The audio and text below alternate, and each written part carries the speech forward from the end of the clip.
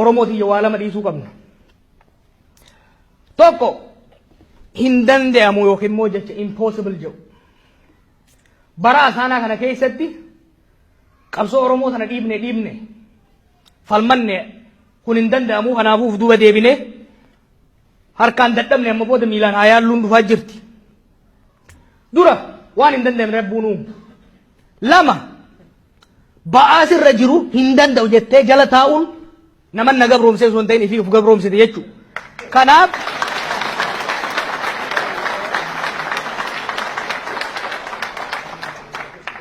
Kanaaf ni dandeenya.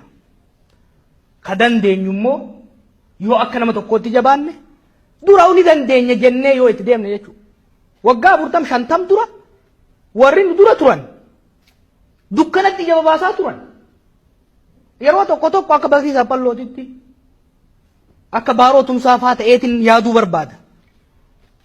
Yeroo Oromoo ta'uu nuu hin jirretti yeroo miidiyaan takkittiin hin jirretti yeroo Oromoo rakaan wal ga'uu hin dandeenyetti jaarraan bakka takkatti maal jaarraa abbaa gadaa waraana erge qawwee takka nam sadiitti hidhee ajjeetti kenne ijoolletti Oromoon ajjeesina jedhaqanii uummataan hoggaa Oromoo jedhaniin boonumoo nuti Oromoo miti jechaanii ture jechuu namni bakka sanirraa kaaneet bakka kana jirra jechuudha. Yoo jarri sun bara dukkanaa san keessatti bakka risoortiin isaan qaban xiqqaa ta'e san keessatti bara namni keenya waliin beeyne itin beeyne san keessatti ni dandahama jedhanii ofitti amanan taate dargaggeessi qaamni isaa waraabessa lama bulchu kun hin danda'uun akkamitti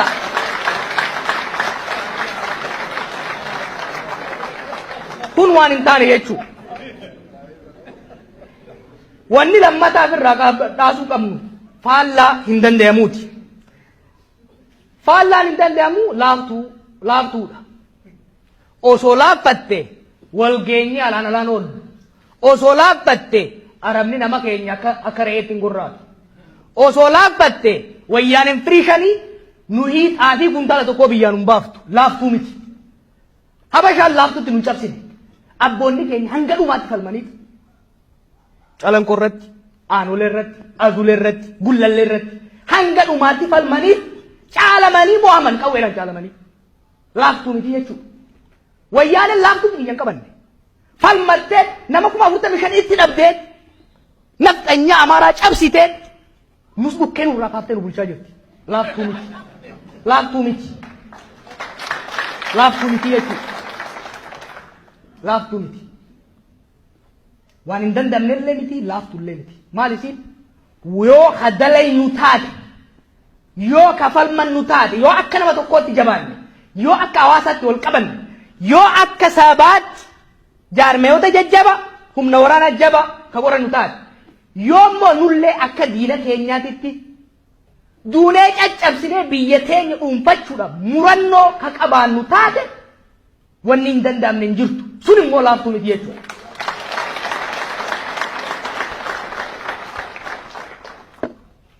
Abbootiin hiyyaaf ergaan an dabarsuu barbaadu dhugaadhaa waggoonni 20 kun akka hawwii keessanitti akka fedhii keessanitti hin deemne. Haa ta'u immoo isin arguu dhabe malee hawwiin teessan qaata bakka geesse. Qubeen hin baradhe. Alaabaa san dura magarsiisa. Maal wanni isin barbaadan gaafa qubee mana keessatti waliin barsiiftan ifii barattanii barsiin afaan saabaatiin barattanii nuuf qopheessaa turtan jechuudha. Nuti qubee isin uumtan saniin barachuun alaabaa Oromiyaa jaalannus jibbinus faarsinee guddachuun ijoolleen jillituun as bahuun wanni isin dalaydan galma gahuu isiit agarsiifti jechuudha. Kanaaf hedduu don't be hard on yourself. Balleessitanii balleessitan waa hedduu dhalaayitan. Osoo laaquu baattanii marqinuun dhalatu hagama dhallee fokkatu. Balleessitan nama dalaguu waa balleessitanii jirtan. Amma immoo waan takka shakkina nama 4-5 agartanarra kumaatamaan jira. Ilmaan qabsoon teessan dhalchite. Ilmaan dhiinii jaallawwan keessanii magarsee kumaatamaan as bayaa jira. Ni dhodhokata malee as baya. Isin saalfate malee ija nyaatte isallee. waan isin waan lama waadaan isin gala dhaloota qubeedhaa bakka bu'ee yoo xiqqaatee xiqqaate injifannoo isin dukkana san keessatti itti wareegamtanii itti xaartanii asin geessan tana takkuu takka hin tuysiifnu tana dhaloonni waadaan isin gala. Maali kun tokko eenyummaa oromummaa teenya akka killeetitti eegganna laaftutti hin dhufne oromummaa teenyaan wal qabanna oromummaa teenya waan fedhee dhufa malee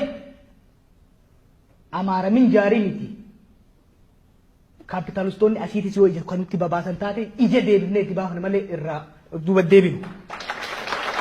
Kalammataa Oromiyaan gadhaabachuun faaruufi miti. Oromiyaan gadhaabachuun eenyummaa Oromoo kaniin reefu jeesan kan daangaa itti godhu. Oromoo diinni addaan qoqqoodee laga safaratti addaan qoodisan walitti deebisee ka hidhu. Oromoon akka namaattis, akka gosaattis, akka daangaattis, akka godinaattis walitti dhufee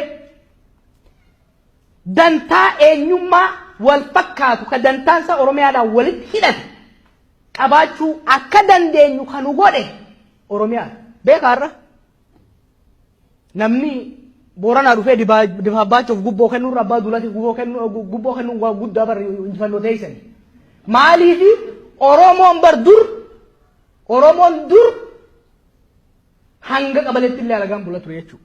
Oromoon tun dhuftee gubboo walii kannu wal shuumuuf wal shaaruu danda'uun isiitu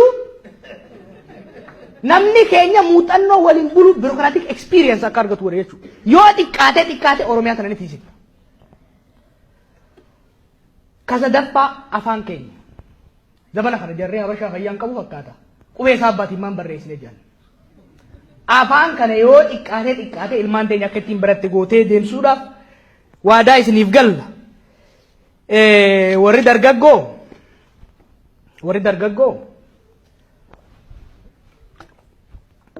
addunyaa kana keessa dhaloota gosa lamaa jira. Yeroon ka dhufu. Tokko dhaloota ibidda keessaan dabree boqqolloo waadamte shuumoo affeelamte namaa dhiyeessu. Tokko dhaloota shuumoo saniin garaa guddifatee achuma lafarra ciisu. Dhaloonni Tigree akkasi amma. Ijoolleen Tigree akkasi.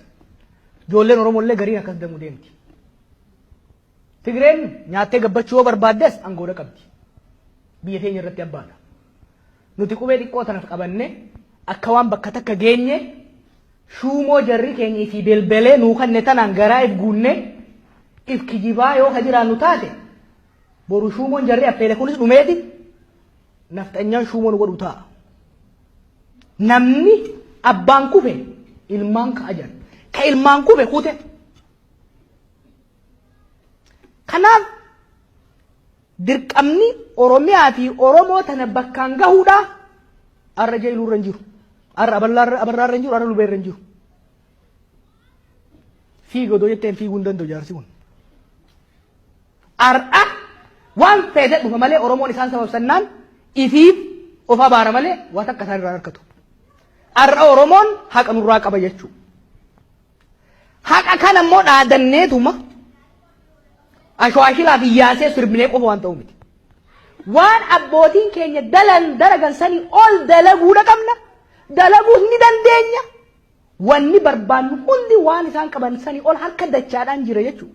Kanaaf yeroo hunda hoggaa Oromoon salphate qofa taane Oromoon suuditti akkas ta'e jechuurra karooraan wal mari'achuudhaan murannoo qabaachuudhaan Oromoof Oromiyaa tana bakka jarri abbootii keenyaan ga'e tanarraa fuunee taakkuu takka achi takkaanfachiifnee ilmaan nu boodaa dhufan dhaalchisuudhaaf irratti hojjechuun dirqama keenya waan ta'eef namuu hoggaa galtan shuumoo abbootii keenyaa nyaachifnee deeqqifachaa buluu osoo hin taane garaa jabeeffannee dalayinuun dhaamsa kiyya. Walumaa galatti yeroon amma Oromoon keessa jiru yeroo barbaachisaadha. Yeroon barbaachisummaan isaa yeroo nuti jeequmsa keessaa itti baanee hanga tokko qaamaa qalbii walitti dhufaa jirru jechuudha. Yeroo kana gama dalagaatitti, gama waan firii buusaatitti, gama waan injifannoo buusaatii fi Oromoo gammachiisaatitti jijjiiruun barbaachisaadha. An akka nama tokkootii fi akka ijoollee na wajjin dalayduutitti piroojeektii reefu isin ibsine kana galmaan gahuudhaaf beekumsa teenya, qabeenya keenya, humna keenya yoo barbaachisaa ta'e lubbuu teenya itti kennuudhaaf qophiidha. Isin immoo isinis warri piroojeektii adda addaa qabdan itti jabaadhaa guuza nu yaammadhaa oo shakkii takka malee dhufnee guuza isinii baana. Warri kun immoo bakka itti jirtanirraa gama dandeessaniin waan dalaynu kana akka fiixa nu baa'u nu gargaaraa nu bira ijjadhaan isinin jaa ulfaadhaa wayyamaa bara baraan naa jiraadhaa nagaa naa jiraadhaa.